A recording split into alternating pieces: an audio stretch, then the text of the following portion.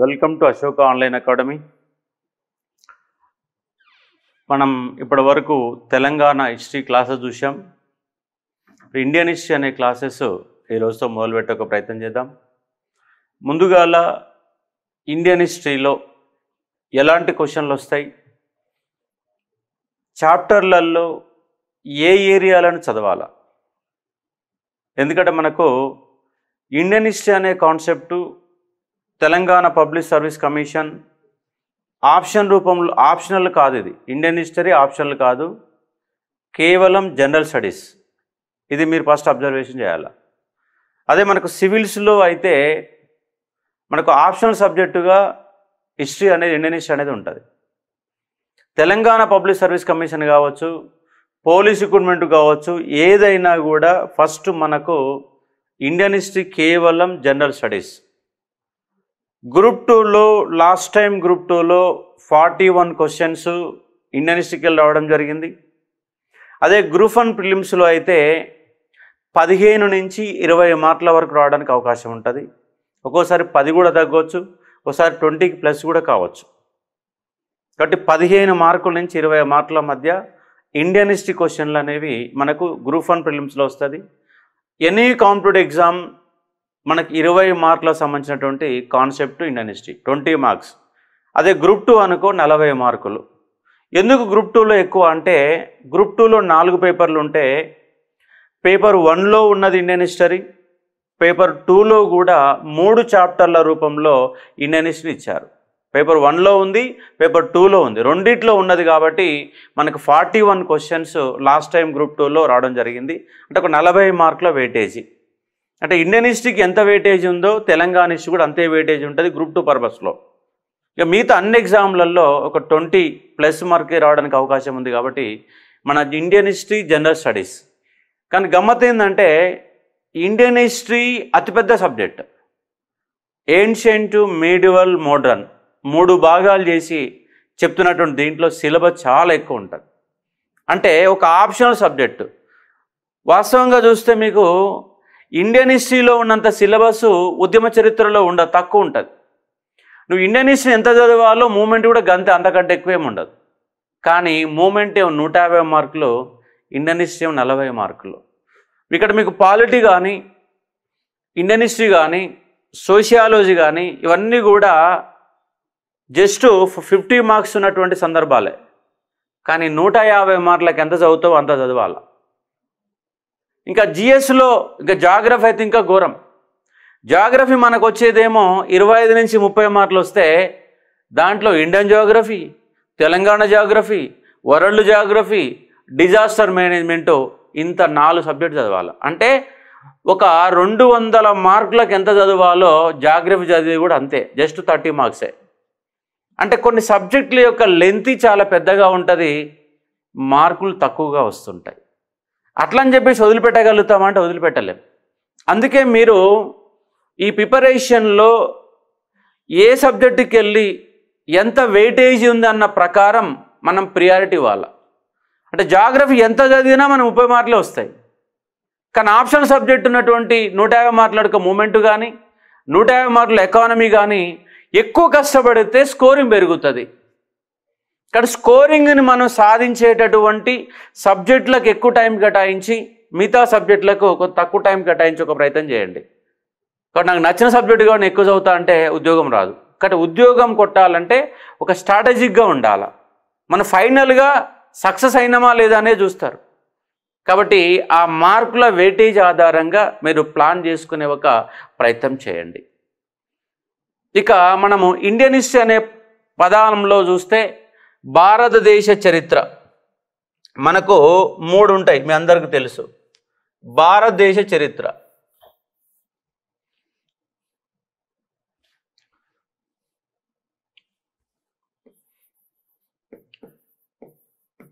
భారతదేశ చరిత్ర అంటే ప్రధానంగా మనకు శిలాయుగం నుంచి దీనికి సిలబస్ ఉంటుంది. అప్ టు 1947 వరకు, కొంత చూస్తే 1964 వరకు కూడా దీని చరిత్ర చదవాల్సిన అంశం ఉంటుంది.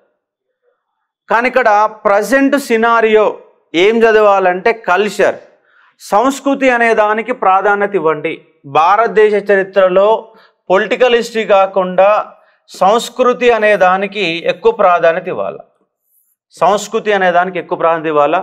మరి సంస్కృతిలో మీరు ఏం చదవాలి అంటే భాష గురించి కొంత అవగాహన పెంచుకోండి. ఆ భాషకు సంబంధించిన గ్రంథాలు, సాహిత్యము అనే దానికి మన కల్చర్లో భాగంగా ప్రియారిటీ ఇవ్వాలి. సాహిత్యము కాబట్టి మనకు వచ్చే మార్కులలో 2 క్వశ్చన్లు సాహిత్యం అనే కాన్సెప్ట్లో ఉంటుంది. రెండవది మతం ఆధారంగా ఉన్నటువంటి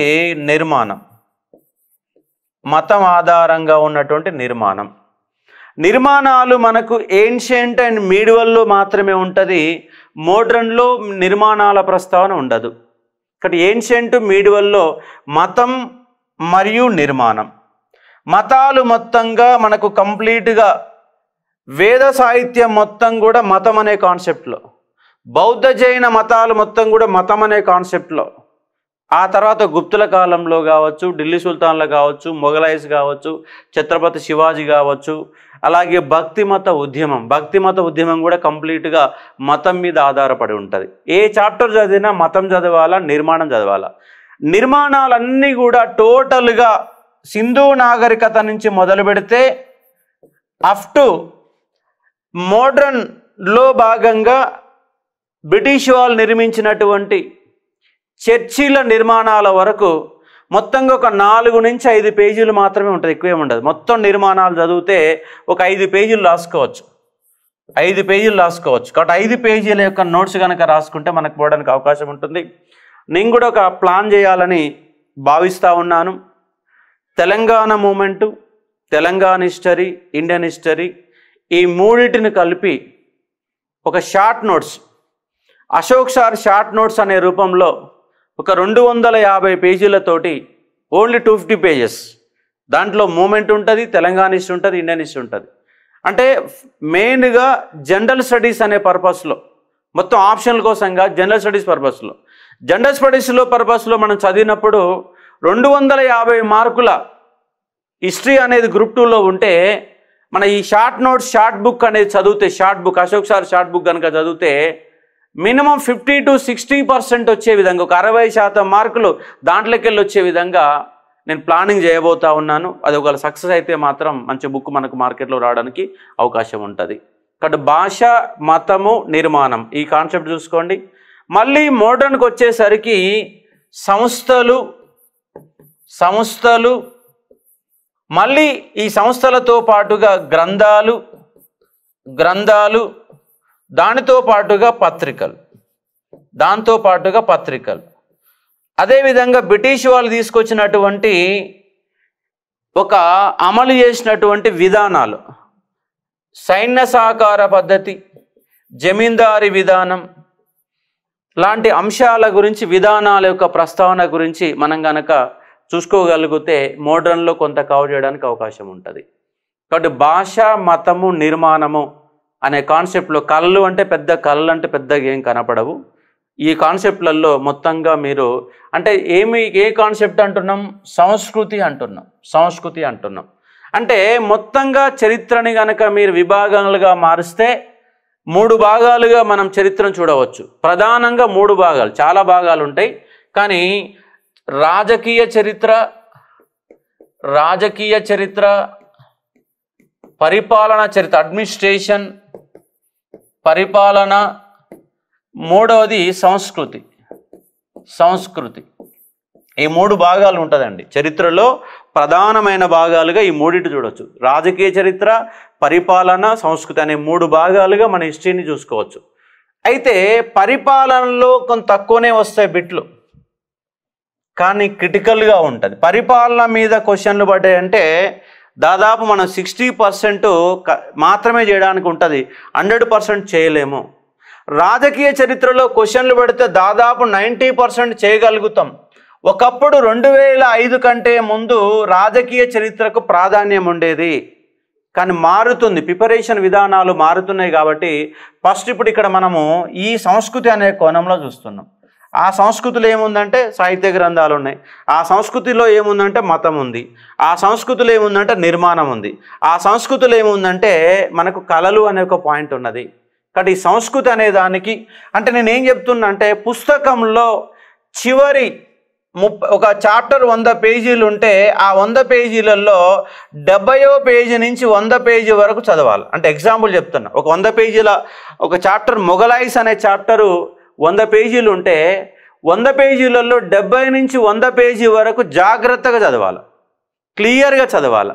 క్లియర్గా చదివితే కంప్లీట్గా మనకు స్కోరింగ్ పెరగడానికి అవకాశాలు ఎక్కువ ఉంటాయి. కాబట్టి ఈ 70 నుంచి 100 పేజీల వైపు అడుగులు వేయాలని నేను ప్రధానంగా కోరుతా ఉన్నాను. ఇప్పుడు ఒక చాప్టర్ వైజ్గా చిన్నపాటి ఎనాలసిస్ ఇచ్చి మన సింధు నాగరికతలకు వెళ్ళి మొదలుపెట్టే ఒక ప్రయత్నం చేద్దాం. ఇక్కడ చూడండి, ముందుగా అలా మనం ఎలా చూడాలా అంటే ఒకటి శిలాయుగం ఉంటుంది. శిలాయుగం ఉంటుంది. ఈ శిలాయుగంలో మనకు ప్రాచీన శిలాయుగం, మధ్య శిలాయుగం, నవీన శిలాయుగం. అంటే ఏ శిలాయుగం ఏంటి లక్షణాలు, శిలాయుగంలో ముందుగా మీరు గుర్తుపెట్టుకోవాల్సినవి లక్షణాలు. ఆ లక్షణాలతో పాటుగా ఉదాహరణకు పలానా గుహలలో ఎక్కడెక్కడ దొరికినటువంటి ప్రాంతాలు, ఆ లక్షణాలు దొరికినటువంటి ప్రాంతాలు ఏమిటి అనేవి కాన్సెప్ట్. కాబట్టి శిలాయుగం యొక్క లక్షణాలు, ప్రాంతాలు అనే 2 కాన్సెప్ట్లలో మీరు చూసుకోగలిగితే బిట్టు రావడానికి అవకాశాలు ఎక్కువ ఉంటాయి. ప్రాచీన శిలాయుగం లక్షణాలు ఏంటివి, మధ్య శిలాయుగం లక్షణాలు ఏంటివి, ఆధునిక శిలాయుగం లక్షణాలు ఏంటి, ఆధునిక శిలాయుగం యొక్క బయటపడినటువంటి ప్రాంతాలు ఏంటివి, మధ్య శిలాయుగం బయటపడిన ప్రాంతాలు ఏంటి, ప్రాచీన శిలాయుగం ప్రధానంగా బయటపడిన ప్రాంతాలు ఏమిటి, ఎక్కడెక్కడ ఆనవాళ్ళు దొరికాయన్న నేపథ్యంలో ఈ 2 అంశాలు కనుక మనం ప్రియారిటీ ఇవ్వాల. ఉదాహరణ నవీన శిలాయుగం కుమ్మరి చక్రం కనుగొనబడింది. నవీన శిలాయుగంలో స్థిర నివాసం ఉంది.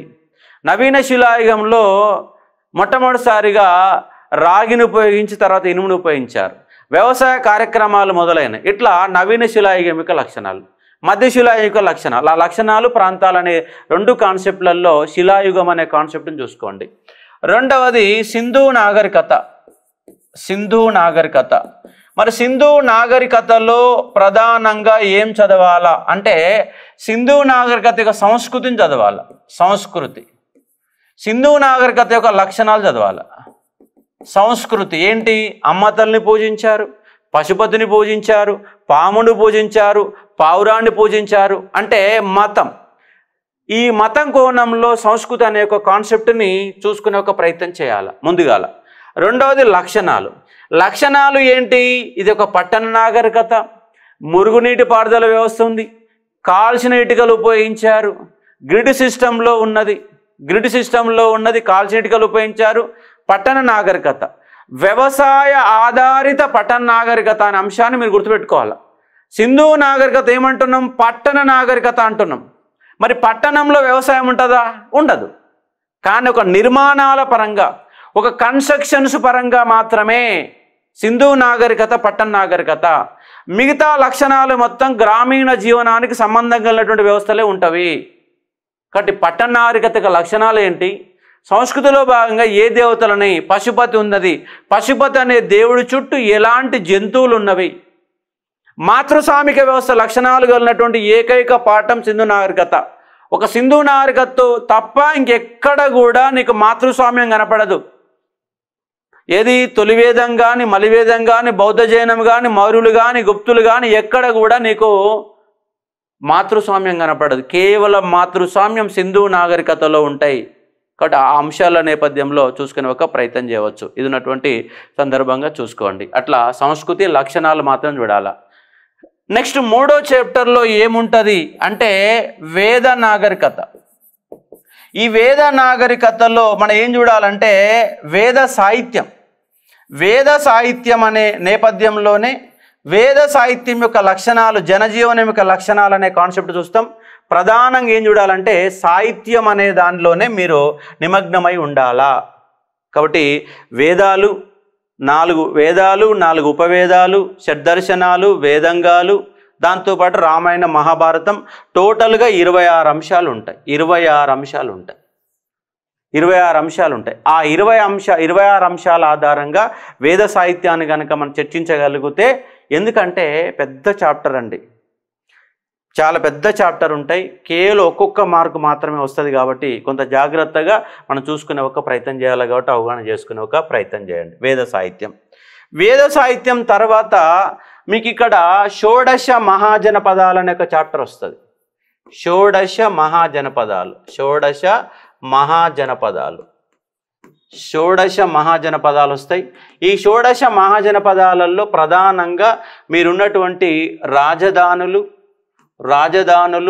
దానితో పాటు మగధ రాజ్యం యొక్క విశిష్ట లక్షణాలు, మగధ రాజ్యం యొక్క విశిష్ట లక్షణాలు, ఆ రాజ్యం ఎందుకు ప్రధానమైనటువంటి రాజ్యంగా మగధ కేంద్రంగానే రాజ్యాలు ఎందుకు ఏర్పడ్డాయి, మగధ కేంద్రంగానే ఎందుకు మౌర్యుల పరిపాలన కొనసాగింది, నందవంశం ఎందుకు కొనసాగింది, అంటే మౌర్య సామ్రాజ్యం యొక్క విస్తరణ, అంటే మొత్తంగా రాజ్యం అనేది భారతదేశంలో రాజ్యం అనేది ముందుగా ఎక్కడి నుంచి మొదలైందంటే మగధ కేంద్రంగా ఏర్పాటైంది. కాబట్టి 16 షోడశ మహాజనపదాల యొక్క రాజధానులు, దాంట్లో మగధ రాజ్యం యొక్క విశిష్ట లక్షణాలు అనే కాన్సెప్ట్లో మీరు చూసుకోగలిగితే సరిపోతుంది.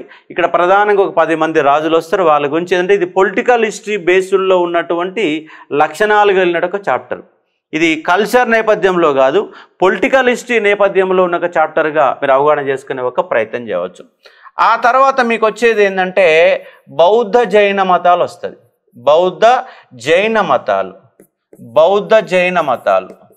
అయితే ఇటీవల కాలంలో మీ క్వశ్చన్లు ఏమడుతున్నారు అంటే మత సిద్ధాంతాల ఆధారంగా క్వశ్చన్లు పడుతున్నాయి. మత సిద్ధాంతాల ఆధారంగా, బుద్ధిజంలో ఉన్న మూల సూత్రాల ఆధారంగా క్వశ్చన్లు పడుతూ ఉన్నాయి.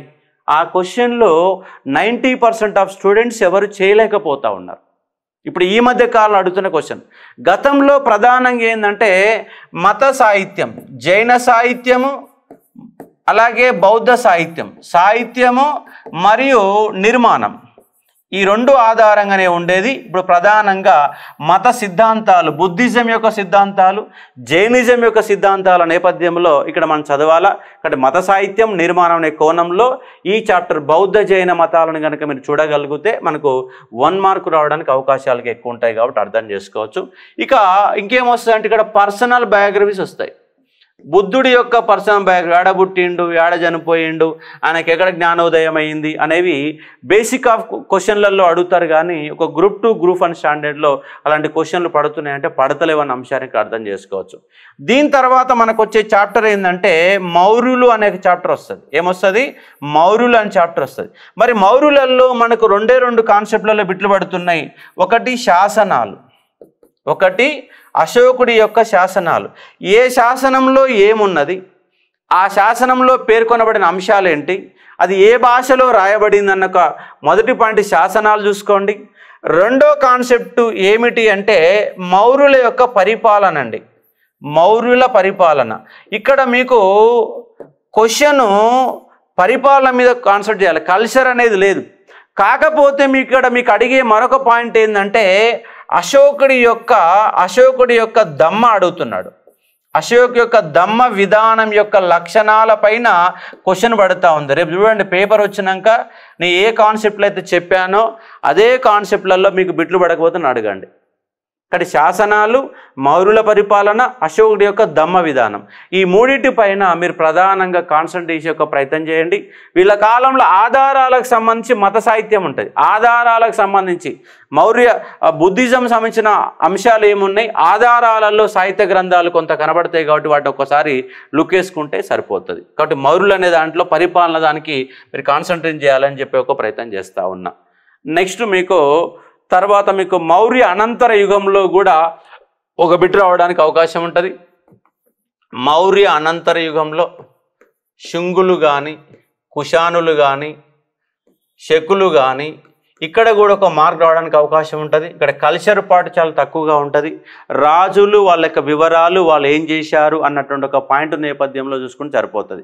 ఇక్కడ పొలిటికల్ హిస్టరీ నేపథ్యంలో రాజులు వాళ్ళ యొక్క ప్రాధాన్యత, వారి యొక్క ప్రాధాన్యత, ఎందుకంటే చాలా చిన్న చాప్టర్లు, ఒక 5-6 చాప్టర్లు కనబడతాయి. వాటి గురించి కొంత బేసిక్ అవగాహన ఉంటే సరిపోతుంది. ఇక ఆ తర్వాత ఉన్నటువంటి చాప్టర్లు ఏంటి మీకంటే గుప్తులు. మరి గుప్తులు ఏం చదవాలా అంటే గుప్తులలో మీరు ఫస్ట్ ప్రియారిటీ ఇవ్వాల్సినటువంటి ఒక కాన్సెప్ట్ ఏమిటంటే సైన్స్ అండ్ టెక్నాలజీ. గుప్తుల కాలంలో ఉన్నటువంటి science and technology. Science and technology అనే నేపథ్యంలోనే చదవాలి. సైన్స్ అండ్ టెక్నాలజీ నేపథ్యంలోనే మీరు ప్రధానంగా చూసుకోవాలి. కంపల్సరీగా క్వశ్చన్ పడడానికి అవకాశం ఉంటుంది. వాళ్ళ కాలంలో సైన్స్ రంగంలో జరిగిన అభివృద్ధి, ఇక్కడ దాంతోపాటుగా శాస్త్ర సాంకేతిక రంగంలో రాయబడిన గ్రంథాలు, కాబట్టి ఇక్కడ సైన్స్ అండ్ దాంతోపాటుగా వీళ్ళ కాలంలో నవరత్నాలు అనే కవులు ఉంటారు. ఆ కవులు సాహిత్యం అనే నేపథ్యంలో దానితో పాటుగా గుప్తుల కాలంలో నిర్మాణాలు కూడా చాలా ఇంపార్టెంట్ అనే అంశంగా అర్థం చేసుకునే ఒక ప్రయత్నం చేయండి. ఇది గుప్తుల సమయం. సైన్సు, కవులు సాహిత్యం, నిర్మాణాలు, ఈ మూడింటి మీద ఫోకస్ చేస్తే ఎన్ని మార్కులు వస్తాయి సార్? మరి ఒకటే మార్క్ వస్తుంది. ఎక్కడనైనా ఏ చాప్టర్ నుంచి అయినా జనరల్ స్టడీస్ పరిధిలో 1 మార్కు మించి నీ క్వశ్చన్ అడిగాడు. కానీ దీని గురించి చాలా ఎక్కువ మీరు స్టడీ చేయాల్సిన పని ఉంటుంది కాబట్టి అర్థం చేసుకోవచ్చు. దాని తర్వాత మీకు ఏన్షియంట్లో ఉన్నటువంటి చాప్టర్లు ఏంటంటే హర్షవర్ధనుడు, అలాగే పల్లవులు, బాదామి చాళుక్యులు అనేటువంటి 3 చాప్టర్లు మళ్ళీ కనబడతాయి. హర్షుడి యొక్క బుద్ధిజం మీద కాన్సన్ట్రేట్ చేయండి. హర్షుడు అనే ఒక పర్సనల్ బయోగ్రఫీ మీదనే మీరు ప్రధానంగా దృష్టి పెట్టాలి. ఇక్కడ ఆయన రాసిన గ్రంథాలు, ఆయన రాసినట్టు బుద్ధిజానికి చేసిన సేవ, ఈ 3 చూసుకుంటే సరిపోదు, అంతకంటే ఎక్కువ అవసరం లేదు. పల్లవులు అన్నప్పుడు ప్రధానంగా పల్లవులు అనే కాన్సెప్ట్ వచ్చినప్పుడు నిర్మాణాలపైన దృష్టి పెట్టండి. ఇక్కడ క్వశ్చన్ పడడానికి ఆస్కారం ఉంటుంది. పల్లవులు అంటే నిర్మాణాలే, అంత తప్ప ఇంకేముండదు. బాదామి చాళుక్యుల కాలంలో రెండో పులకేశి పైన దృష్టి పెట్టే ఒక ప్రయత్నం చేయండి. కాబట్టి ఈ 3 రాజ్యాలని వచ్చినటువంటి హుయాన్ సాంగ్ యొక్క ప్రస్తావన కూడా మీరు చూసుకునే ఒక ప్రయత్నం చేయవచ్చు. ఎందుకంటే ఈ 3 రాజ్యాలని వచ్చినటువంటి వ్యక్తి ఎవరంటే హుయాన్ సాంగ్. ఆ హుయాన్ సాంగ్ యొక్క బుద్ధిజానికి చేసిన సేవ, ఆయన రాసిన గ్రంథాలు, ఆయన తిరిగినటువంటి ప్రాంతాలు చూసుకోగలిగితే సరిపోతుంది. ఇప్పుడు వారు చెప్పిందంతా కూడా ఏంటిది? ఏన్షియంట్ మాత్రమే ఉన్న అంశంగా గుర్తుపెట్టుకునే ఒక ప్రయత్నం చేయవచ్చు. ఓకే, ఇప్పటి వరకు మనం చూసినటువంటి సిలబస్ ఏన్షియంట్ ఇండియన్ హిస్టరీలో ఉన్నటువంటి సిలబస్. ఒకసారి న్యూ ప్రెషర్స్ వాళ్ళనే వాళ్ళు చూడండి, ఉన్నటువంటి చాప్టర్స్ ఏమున్నాయి? శిలాయుగము, సింధు నాగరికత, వేద నాగరికత, షోడశ మహాజనపదాలు, బౌద్ధ జైన మతాలు, మౌర్యుల అనంతరయుగం, గుప్తులు, హర్షవర్ధనుడు, పల్లవులు, బాదామి చాళుక్యులు, ఇవి ఉన్నటువంటి ప్రధానమైనటువంటి చాప్టర్లుగా చూసుకోవచ్చు. అంటే ప్రధానంగా ఈ 9 చాప్టర్లలో పెద్ద చాప్టర్లు ఏంటివంటే 5 చాప్టర్లు ఉంటాయి. పెద్ద చాప్టర్లు ఒకటి సింధు నాగరికత, వేద నాగరికత,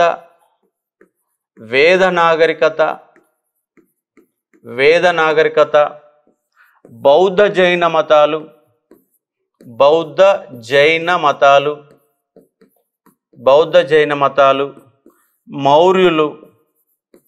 మౌర్యులు, గుప్తులు, ఇవి మేజర్ చాప్టర్స్. ఈ చాప్టర్లకు వెళ్ళి కంపల్సరిగా 1 చాప్టర్లకు వెళ్ళి ఒక క్వశ్చన్ రావడానికి ఆస్కారం ఉంది. ఏన్షియంట్లో 1 చాప్టర్లకు వెళ్ళి ఒక క్వశ్చన్ వస్తుంది. మిగతా చెప్పినట్టు 9 చాప్టర్లలో కంపల్సరీ వస్తాయంటే రాకపోవచ్చు. ఏమున్న చిన్న చిన్న చాప్టర్లు? శిలాయుగం ఉన్నది, అలాగే షోడశ మహాజనపదాలు ఉన్నాయి.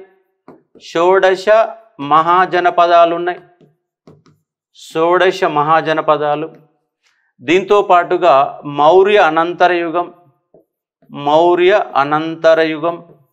ఇక్కడ 5-6 చాప్టర్లు వస్తాయి. అదే మాదిరిగా హర్షుడు, బాదామి చాళుక్యులు,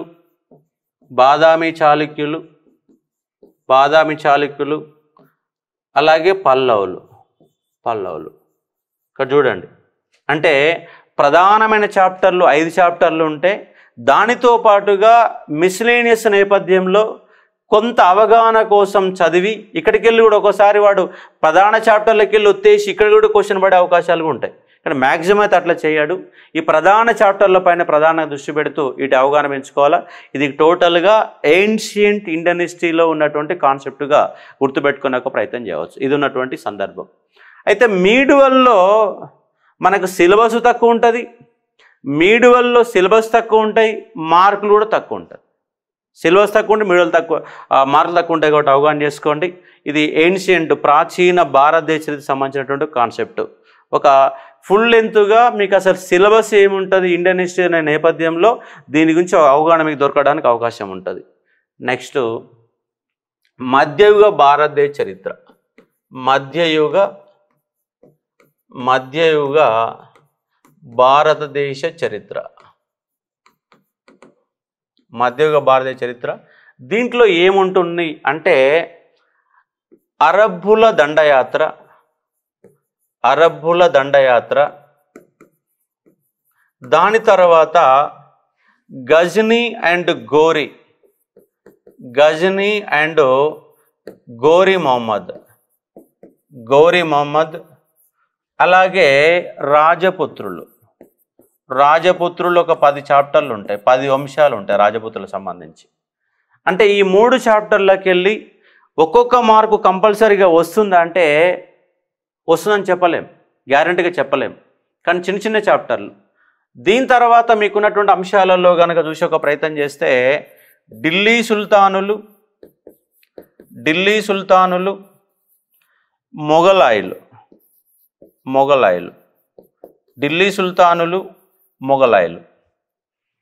దాని తర్వాత మీకు మధ్యయుగంలో కనపడే చాప్టర్లలో విజయనగర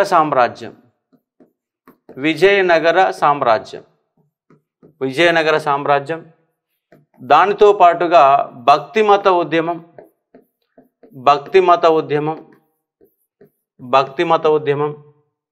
దాంతో పాటుగా ఛత్రపతి శివాజీ వరకు మనకు మధ్యయుగంలో కనబడుతుంది. దీంతో పాటుగా హోయసాలులు, యాదవులు, కాకతీయులు. దానితో పాటుగా మధ్యయుగంలో మీకు మరొక అంశాలు ఏంటంటే అంతకుముందు చెప్పాల్సిన అంశాలు చోళులు, రాష్ట్రకూటులు, కళ్యాణి చాళుక్యులు ఇవన్నీ కూడా దీంట్లో ఉన్నాయి. హోయసాలులు, యాదవులు, కాకతీయులు, చోళులు, రాష్ట్రకూటులు, కళ్యాణి చాళుక్యులు వీటిని ఏమంటామంటే దక్షిణ దేశ రాజ్యాలు అంటాం. దాంతోపాటు ఇక టచ్ అయ్యే మరొక చాప్టర్ ఏంటంటే బహుమనీలు అనే చాప్టర్ కూడా టచ్ అవుతుంది.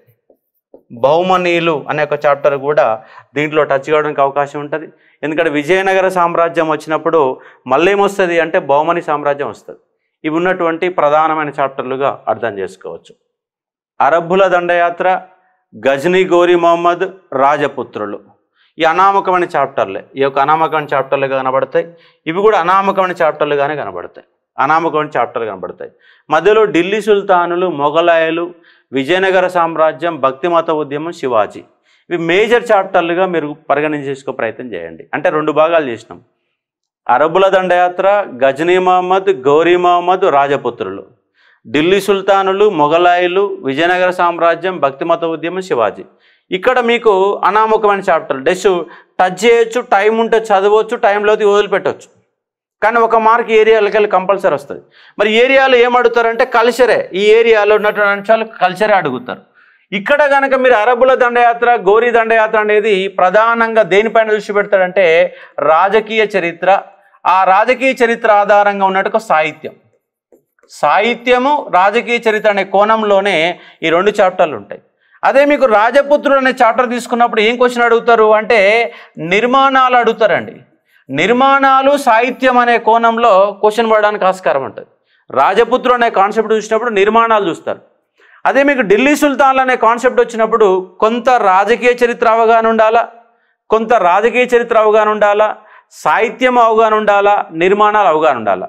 కానీ ఇక్కడ ఈ 3 చాప్టర్లు చూసేటప్పుడు మీరు పరిగణలో తీసుకోండి. ఢిల్లీ సుల్తానులు, మొఘలాయులు,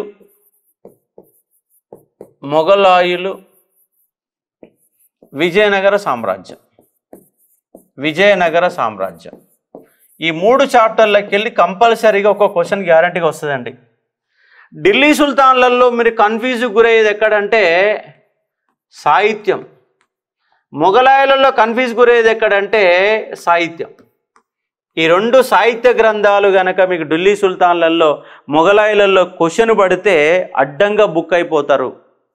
అందుకే ఢిల్లీ సుల్తాన్లు మొఘలాయులు సపరేటుగా సాహిత్యం పైన ఒక 2 గంటలు స్ట్రెస్ చేసి చదివే ప్రయత్నం చేయండి.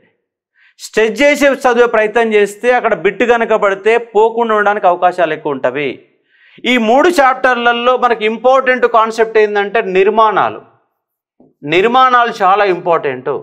కాబట్టి ఈ 3 చాప్టర్లలో మీరు సాహిత్యం పైన నిర్మాణాల పైన కొంత ఫోకస్ పెట్టగలిగితే కంపల్సరీ బిట్ వస్తుంది. దానితో పాటుగా ఈ మొఘల్స్ కాలంలో అక్బర్ అనే ఒక చాప్టర్కి కొంత ప్రాధాన్యత ఇవ్వండి. ఎందుకంటే ఆయన దినిహీలా అనే ఒక మతాన్ని ఏర్పాటు చేసిండు. దానితో పాటు రాజపుత్ర విధానం అనే ఒక కాన్సెప్ట్ ఉంటుంది. దినిహీలా అనే కొత్త మతం యొక్క ప్రస్తావన ఉంటుంది. దానితో పాటు అడ్మినిస్ట్రేషన్లో భాగంగా ఆయన వ్యవసాయ విధానాలు అంటే వ్యవసాయాన్ని ఎన్ని రకాలు విభజన చేశారు, లాస్ట్ టైం గ్రూప్ 1 ప్రిలిమ్స్లో వచ్చిన క్వశ్చన్.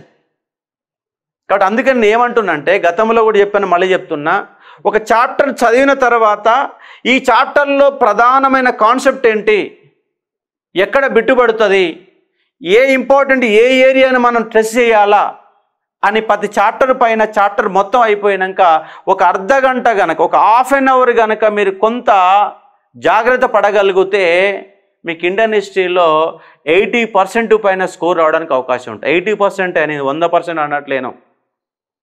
ఇండియన్ హిస్టరీలో 80% మీరు క్వశ్చన్లు చేశారంటే మీరు చాలా గొప్ప. ఎందుకంటే క్వశ్చన్లు అదే మాదిరిగా పడతాయి, అంత ఇన్డెప్త్ నాలెడ్జ్తో క్వశ్చన్ అడుగుతూ ఉంటారు. కాబట్టి ఇండియన్ హిస్టరీలో బాగా వేగంగా చెప్పడం అంటే కష్టమవుతుంది. అందుకే మీకు ఒక దాదాపుగా 70 నుంచి 80 గంటల క్లాసు నాది ఉంటుంది.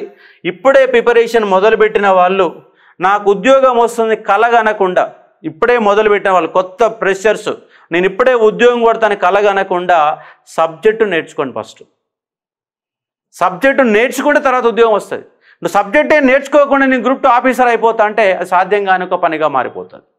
కాబట్టి ఇప్పుడే కొత్తగా మొదలుపెట్టిన వాళ్ళు ఈ రికార్డెడ్ వీడియోస్ మొత్తం వినండి. చరిత్ర ఏం మారదు, దాంట్లో కొత్త వీడియోలు, పాత వీడియోలు, అప్డేటెడ్ వీడియోస్ అంటూ ఏముండదు. సబ్జెక్టులో ఎక్కడ కూడా చిన్న పాయింట్ కూడా మారదు. కొంత జాగ్రత్త పడుతూ ప్రిపరేషన్ చేసుకోండి. ఈ 3 చాప్టర్లలో నిర్మాణాలు, సాహిత్యం అనే దానిపైన కొంత కాన్సన్ట్రేట్ చేస్తే బయటపడడానికి అవకాశం ఉంటుంది.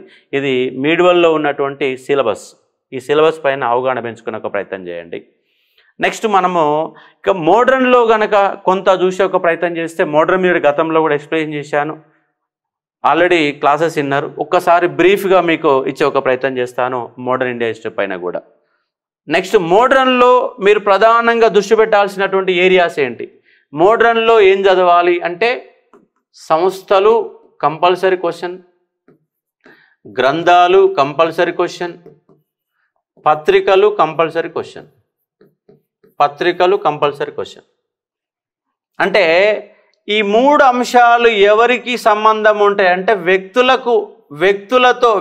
యొక్క పర్సనల్ బయోగ్రఫీస్ చదివితే ఆటోమేటిక్గా 3 వచ్చేస్తాయి. కాబట్టి మోడర్న్ ఇండియన్ హిస్టరీలో ఈ 3 అంశాలన్నీ కూడా వ్యక్తుల చుట్టే తిరుగుతాయి. కాబట్టి ఇక్కడ బాలంగా తిలక్ కావచ్చు, మహాత్మా గాంధీ కావచ్చు, సుభాష్ చంద్రబోస్ లాంటి యొక్క వ్యక్తుల యొక్క అంశాలపైన కనుక మీరు ఫోకస్ పెట్టగలిగితే ఈ 3 అంశాలు అక్కడ మనకు ప్రధానంగా రావడానికి అవకాశాలు ఎక్కువ ఉంటాయి. ఇక్కడ ఆధునిక భారతదేశ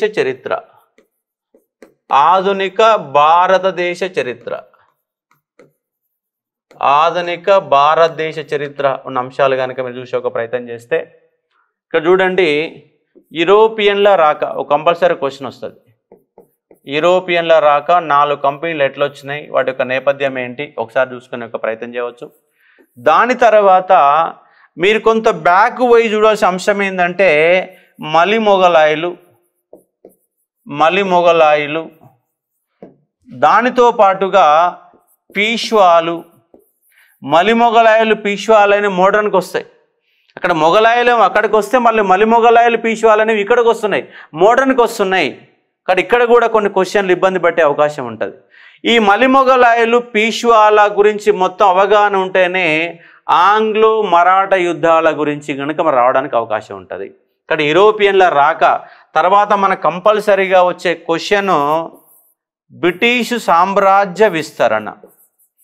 బ్రిటిష్ సామ్రాజ్య విస్తరణ ఏరియాలో అవసరమైతే 2 క్వశ్చన్లు వస్తాయండి.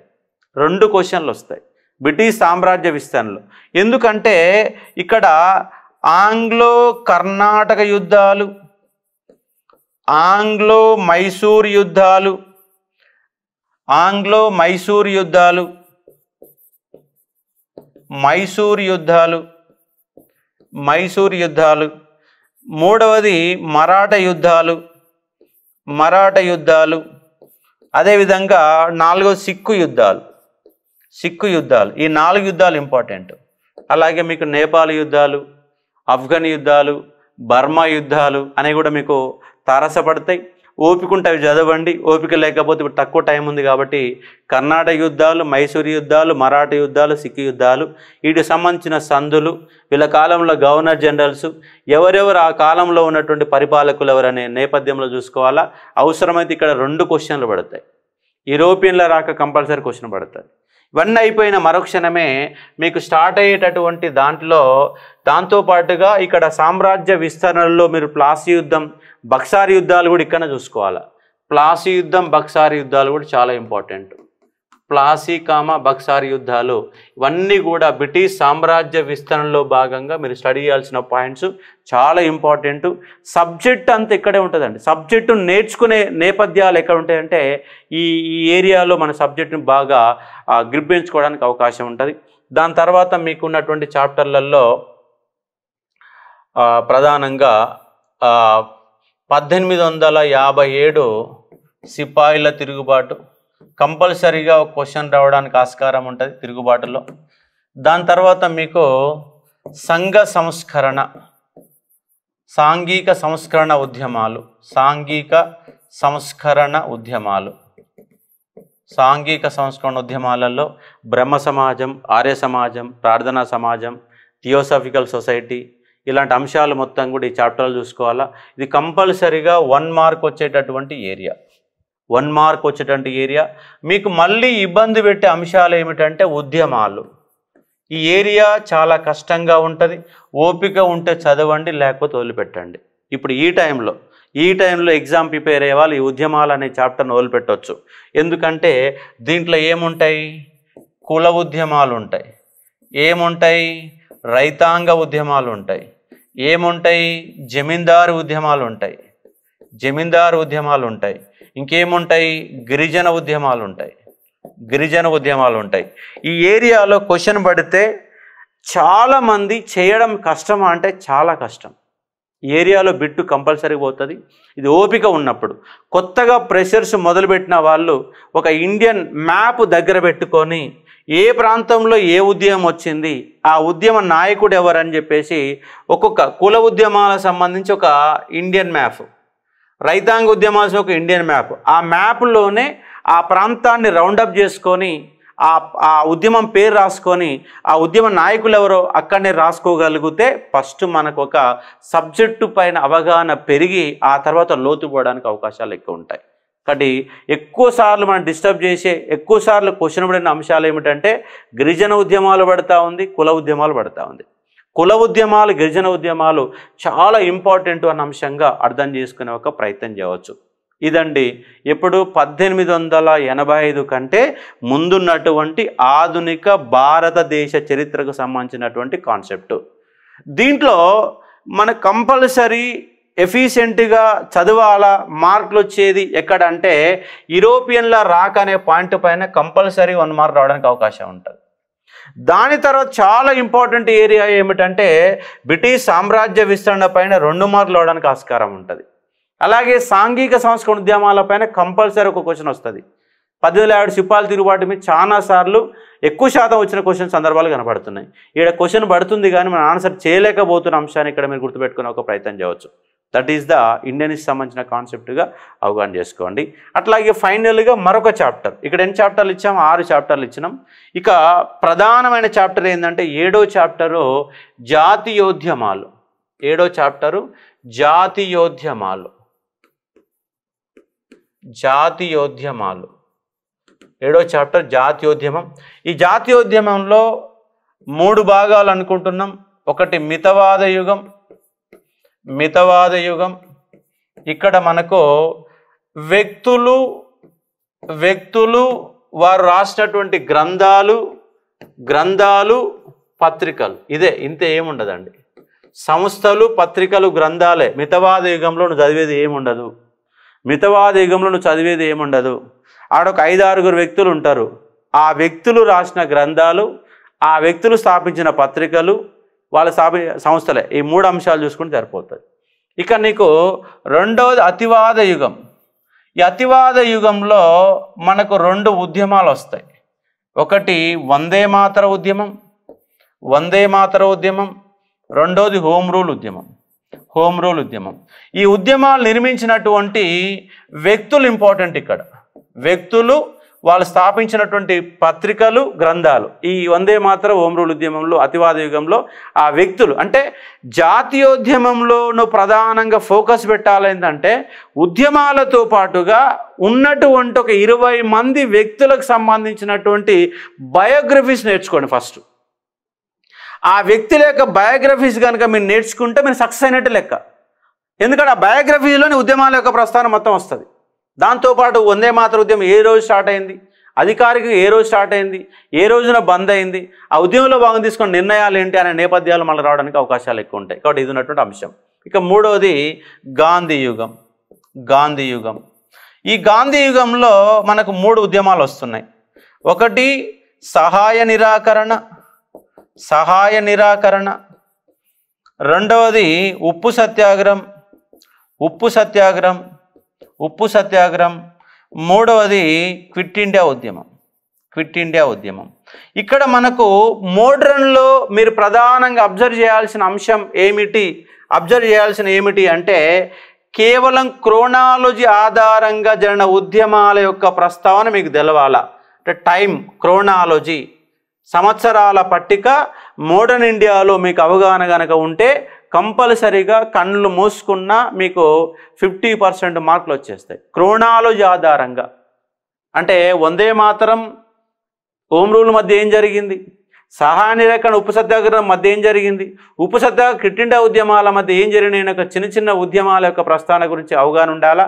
ఇక్కడ మీరు ప్రధానంగా చదవాల్సినటువంటి ముగ్గురు వ్యక్తులు ఒకరు గాంధీ, డీటెయిల్డ్ అనాలిసిస్ ఉండాలా.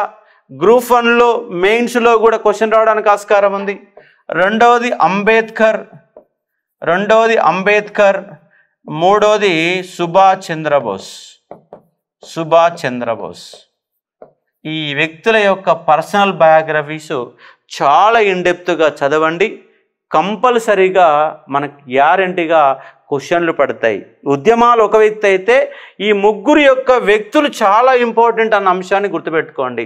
అనువనువు ఈ ముగ్గురు వ్యక్తుల యొక్క ప్రస్తావన భారతదేశం పైన వీళ్ళు చూసిన ప్రభావం చాలా ఇంపార్టెంట్ అన్న అంశంగా మీరు అవగాహన చేసుకునే ప్రయత్నం చేయవచ్చు. ఇదండి టోటల్గా ఉన్నటువంటి ఇండియన్ హిస్టరీకి సంబంధించినటువంటి సిలబస్ నేపథ్యంలో మీరు అవగాహన పెంచుకోవాల్సిన కాన్సెప్ట్గా గుర్తుపెట్టుకునే ఒక ప్రయత్నం చేయవచ్చు.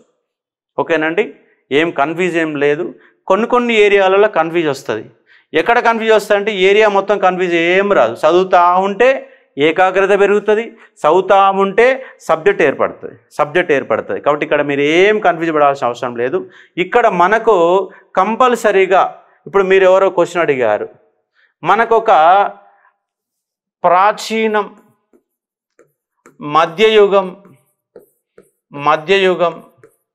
అలాగే ఆధునికం ఈ ఏరియా నుంచి 6 నుంచి 8 మార్కులు, ఈ ఏరియా నుంచి 5 నుంచి 7 మార్కులు, ఈ ఏరియా నుంచి 8 నుంచి 10 మార్కులు, 8 నుంచి 10 మార్కులు. ఇంతేనండి మనకు వచ్చే మార్కులు. యాజ్ దట్ జిఎస్ జనరల్ స్టడీస్లో భాగంగా ఎనీ కాంపిటేటివ్ ఎగ్జామ్లో ఇంతకంటే ఎక్స్పెక్టేషన్ లేదు. 6, 5, 11, 8, 19 అంటే 20 మార్కులు వచ్చేస్తున్నాయి.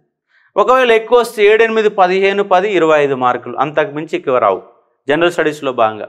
అదే మీరు గ్రూప్ 2 అనుకోండి, దీనికి ఒక్కొక్క 5 మార్కులు మీరు యాడ్ చేసుకుంటే సరిపోతుంది. ఉన్నటువంటి దాంట్లో ఇంకొక 5 మార్కులు కనుక మీరు యాడ్ చేసుకోగలిగితే ఒక 40 మార్కులు రావడానికి ఆస్కారం ఉంటుంది. ప్రాచీనంలో ఇంకో 5 వేసుకోండి, మీడియాలో ఇంకో 5 వేసుకోండి, ఇక్కడ ఒక 6 మార్కులు వేసుకోండి. ఇప్పుడు ఇది ఏమవుతుంది, గ్రూప్ 2కి సంబంధించినటువంటి నేపథ్యంలో మీరు క్వశ్చన్స్లో ఎన్ని మార్కులు రావడానికి ఆస్కారం ఉన్న నేపథ్యాన్ని చూసుకునే ప్రయత్నం చేయవచ్చు. ఓకేనండి. ఇప్పుడు సిలబస్ మొత్తం మీరు ఎక్కడ కన్ఫ్యూజ్ అవుతున్నారు, మీకు అర్థం కాని ఏరియాస్ ఏందో చెప్తా చూడండి. మీకు అర్థం కాని ఏరియాస్, నీ ఎంత చదివినా నీకు గుర్తుండదు అన్నటువంటి ఏరియాలు ఏమిటంటే కుల, రైతాంగ, జమీందారు, గిరిజన ఉద్యమాలు. చదివితే అస్సలు అర్థం కాదు, బాగా క్రిటికల్గా ఉన్నటువంటి ఏరియాస్. నెక్స్ట్ మీకు ఇబ్బంది పడేది మలిమొగలాయలు అనే చాప్టర్ కూడా ఇబ్బంది పడుతుంది. మలిమొగలాయలు అనే చాప్టర్ ఇబ్బంది పడడానికి అవకాశాలు ఎక్కువ ఉంటాయి. దాని తర్వాత మీకు ప్రాచీనంలో మధ్యయుగంలో కనుక మీరు చూసే ఒక ప్రయత్నం చేస్తే మీరు ఇబ్బంది పడే ఏరియాలు ఏమిటంటే రాజపుత్రులు. ఎన్నిసార్లు చదివినా నీకు గ్రిప్ రాదు, నేను గ్యారంటీ ఇస్తా. రాజపుత్రులు చదివితే అర్థం కాదు. ఈ చాప్టర్ను ఎప్పుడు చదవవు. ఓయసాలులు, యాదవులు, కాకతీయులు అంటే తెలంగాణ చదువుతావు. చోళులు, రాష్ట్రకూటులు, కళ్యాణ చాళుక్యులు, బహుమనీయులు ఈ చాప్టర్లు ఎప్పుడైనా చదువుతామంటే అస్సలు చదవం కాబట్టి ఎప్పుడు కూడా అది కొత్త కన్ఫ్యూజ్గానే మిగిలిపోతుంది. అదే ఏన్షియంట్లో మీరు గనక కన్ఫ్యూజ్ అయ్యేటటువంటి ఏరియాస్ ఏమున్నాయి, ఏన్షియంట్లో కనుక మీరు చూసి ఒక ప్రయత్నం చేస్తే ఈ శిలాయుగము మీకు ఎప్పుడు సబ్జెక్ట్ అర్థం కాదు. మౌర్య అనంతర యుగము ఎప్పుడు సబ్జెక్ట్ అర్థం కాదు. కొంత బాదామి చాళుక్యులు కూడా అర్థం కాదు. రెండో పులకేసి తప్ప నీకేం తెలియదు. ఇక మళ్ళీ ఇంకో అంశం గురించి లోపడి పోతామంటే అస్సలు పోవు. కాబట్టి నేను మళ్ళొక్కసారి లిస్ట్ అవుట్ చేస్తాను. మీరు ఎక్కడ మీకు అర్థం కావట్లేదు ఇండియన్ హిస్టరీలో చెప్తాను చూడండి. శిలాయుగం మనకు రాదు, చదివినా కన్ఫ్యూజే ఉంటుంది, ఎన్నిసార్లు చదివినా కన్ఫ్యూజే ఉంటుంది. 2 మౌర్య అనంతర యుగం.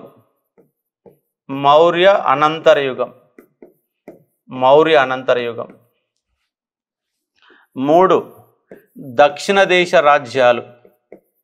దక్షిణ దేశ రాజ్యాలు ఏంటివి? బాదామి చాళుక్యులు, పల్లవులు, కళ్యాణి చాళుక్యులు, రాష్ట్రకూటులు, పాండ్యులు, ఓయసాలులు, యాదవులు, బహుమనీయులు. ఇవన్నీ కూడా మనకున్నటువంటి అంశాలుగా చూసుకోవచ్చు. చూడండి చెప్తాను ఇక్కడ. బాదామి చాళుక్యులు,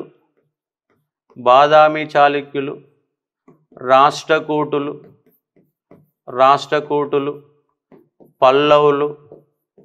పల్లవులు. సరే ఇక్కడ కళ్యాణి చాళుక్యులు రాసుకోండి. కళ్యాణి చాళుక్యులు ఎందుకంటే బాదామి పోతే రాష్ట్రకూటులు వచ్చి, రాష్ట్రకూటులు పోతే కళ్యాణ చాళుక్యులు వచ్చారు. అలాగే పల్లవులు. ఈ పల్లవులు పోతే చోళులు వచ్చారు. చోళులు పోతే పాండ్యులు వచ్చారు.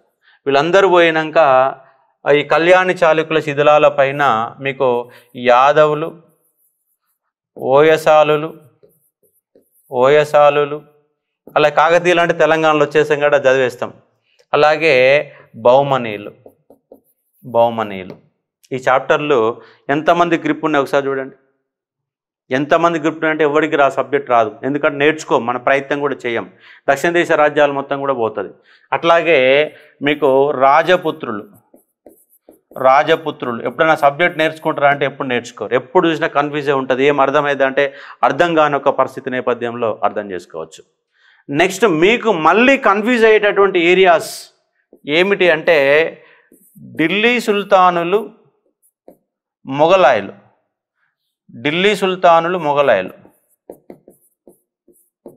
ఏంటివి ఇక్కడ మీకు కన్ఫ్యూజ్ అయ్యేది? పొలిటికల్ హిస్టరీ కాదు. పొలిటికల్ హిస్టరీ ఎవరని ఫటాఫటమని చెప్తారు. ఈ ఢిల్లీ సుల్తాన్లు, మొఘలాయులలో సాహిత్యము ఓన్లీ ఫర్ సాహిత్యం అనేది మనకు వస్తుందా అంటే అస్సలు రాదు, చాలా ఇబ్బంది పడతాం. అలాగే మీకు తర్వాత ఇబ్బంది పడే ఇంతకుముందు చెప్పినటువంటి కుల, రైతాంగ, గిరిజన, జమీందారీ ఉద్యమాలు ఇవి మీకు తెలియని రానటువంటి చాప్టర్లు. ప్రతిసారి ఎప్పుడు కొత్తగా ఉండి ఇండియన్ హిస్టరీ అంటే భయపెట్టేటటువంటి చాప్టర్లు. ఇండియన్ హిస్టరీ అంటే భయపెట్టే చాప్టర్లు అంశాలు ఏమిటంటే ఇవే.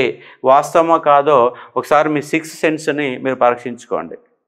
ఎవరిదైనా అంతే, మీ విషయంలో కాదు, అనిత గారు మీరే కాదు, ప్రతి స్టూడెంటు ఇండియన్ హిస్టరీ విషయంలో ఎక్కడ ఉంటుందంటే ఇబ్బంది ఇక్కడే ఉంటుంది, ఇక్కడే ఇబ్బంది ఉంటుంది. మీరు ఈ ఏరియాస్ మన రికార్డెడ్ వీడియోస్లో చాలా క్లారిటీగా చెప్పాము. ఓపిక ఉంటే చదివే ప్రయత్నం చేయండి. ఓకేనా? ఇది ఉన్నటువంటి ఏరియాస్. ఈ ఏరియాస్ కనుక మీరు ఇప్పుడు వరకు నీకు గ్రిప్ రాకపోతే, అంటే భయం, చరిత్ర అంటే భయపెట్టే ఏరియాస్ ఇవే. మీకు సింధు నాగరికత అంటే భయం ఉండదు, వేద నాగరికత అంటే భయం ఉండదు, బౌద్ధ జైన మతాలు భయం ఉండదు, మౌర్యులు భయం ఉండదు, గుప్తులు భయం ఉండదు, ఢిల్లీ సుల్తాన్ల పొలిటికల్ హిస్టరీ మంచిగా నీళ్ళు తాగినట్టు అనిపిస్తుంది, మొఘలాయుల పొలిటికల్ హిస్టరీ నీళ్ళు తాగినట్టు అనిపిస్తుంది, శివాజీ పొలిటికల్ హిస్టరీ నీళ్ళు తాగినట్టు అనిపిస్తుంది. కాబట్టి ఇక్కడ మీరు కొన్ని ఒక్కొక్క సబ్జెక్టులో ఒక్కొక్క చాప్టర్లో ఒక విషయాన్ని మీరు క్లారిటీగా చూసుకోవాలా. గుప్తులు వచ్చింది సైన్స్ అండ్ టెక్నాలజీ సాహిత్యం చదవండి, మౌర్యులు వచ్చింది పరిపాలన చదవండి, ఓన్లీ మౌర్యులు పరిపాలన పైన ఫోకస్ చేయాలా, అష్టోకుడు శిలాశాసనం ఫోకస్ చేయాలా. ఢిల్లీ సుల్తాన్లు వచ్చింది సాహిత్యం మీద ఫోకస్ పెట్టండి, నిర్మాణాల పైన ఫోకస్ పెట్టండి, పొలిటికల్స్ ఆటోమేటిక్గా నీకు ఆన్సర్ చేయడానికి అవకాశాలు ఎక్కువ ఉంటాయి. శివాజీ వచ్చింది, శివాజీ మీద మనం ఏం ఫోకస్ పెట్టాలంటే పరిపాలన చూడాలి. ఓన్లీ ఫర్ శివాజీ పైన ప్రతి ఎగ్జాములలో ఇబ్బంది పెట్టే అంశం పరిపాలన, ఓన్లీ ఫర్ అడ్మినిస్ట్రేషన్. అలాగే భక్తిమత ఉద్యమం గురించి కొంత చదవండి, భక్తిమత ఉద్యమం కొత్తగా అనిపిస్తుంటుంది, భక్తిమత ఉద్యమం కూడా కొంత ఫోకస్ పెట్టాలా. ద్వైతం, విశిష్టాద్వైతం, అద్వైతం, ఎవరెవరు వచ్చారు, ఎవరి తర్వాత ఎవరు వచ్చారు, దానికి సిద్ధాంతం ఏంటి, ఏం చెప్తున్నా అంశం నేపథ్యంలో కొంత చూసుకునే ప్రయత్నం చేయవచ్చు. ఇదండి టోటల్గా ఇండియన్ హిస్టరీ అనే సిలబస్ నేపథ్యంలో నేను చెప్తున్న అంశం. అశోక్ సార్ అంటే ఉద్యమం కాదు, ఉద్యమానికి మించి ఈ ఇండియన్ హిస్టరీ పైన నాకు కంప్లీట్గా గ్రిప్ ఉన్న నేపథ్యం. ఎందుకంటే వివిధ రకాల అంశాలలో ప్రిపరేషన్ అయిన నేపథ్యాన్ని చూసుకునే ఒక ప్రయత్నం చేయవచ్చు. ఓకే, ఇప్పుడు మన అసలు చాప్టర్లోకి వెళ్ళే ఒక ప్రయత్నం చేద్దాం. ఇప్పుడు సబ్జెక్ట్ని మొదలు పెడదాం. ఏంటి ఆ సబ్జెక్ట్ ఏంటంటే ఇండస్. అంతే కదా, ఇవి చూసినా 100% మర్చిపోవడానికి అవకాశం ఉంది కాబట్టి చెప్తున్నా నేను. ఫోకస్ పెడితే వస్తుంది, కానీ మార్కులు ఏమో తక్కువ, సబ్జెక్ట్ ఏమో ఎక్కువ. ఉదాహరణకు రాజపుత్రులు చూడండి, ఎంత సబ్జెక్టు ఉంటే చాలా సబ్జెక్టు ఉంటాయి, మార్కులు ఒకటే మార్క్ వస్తుంది. కాబట్టి ఇప్పుడున్న పరిస్థితులలో వదిలిపెట్టే ప్రయత్నం చేయండి, 3-4 మార్కులు పోతాయి, అందుకంటే ఎక్కువ ఏం చేయలేం.